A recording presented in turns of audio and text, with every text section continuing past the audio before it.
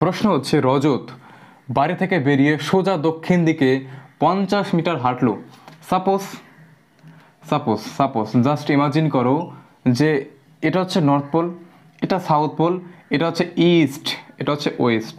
ওকে, 50 metre সে কি, ধরো প্রথমে এখানে ছিল, সে 50 মিটার কোথায় এসছে, সাউথে এসছে। ধরো বর্তমানে সে 50 মিটার সাউথে এসছে, অর্থাৎ দক্ষিণে এসছে।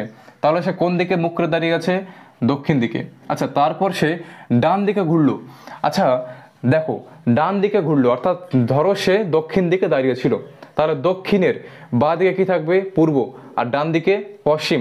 দেখো, সে পুরো ডান দিকে ঘুরলো অর্থাৎ পুরো 90 ডিগ্রি ঘুরলো। কত ডিগ্রি, 90 ডিগ্রি। অর্থাৎ সে প্রথমে দক্ষিণ দিকে ছিল, সে ডান দিকে অর্থাৎ পশ্চিম দিকে ঘুরে গেল। তাহলে সে কত ডিগ্রি ঘুরলো, 90 ডিগ্রি। এখন সে কোন দিকে আছে, পশ্চিম দিকে। তাহলে দেখো, ডান দিকে ঘোরার তাৎপর্য হচ্ছে সে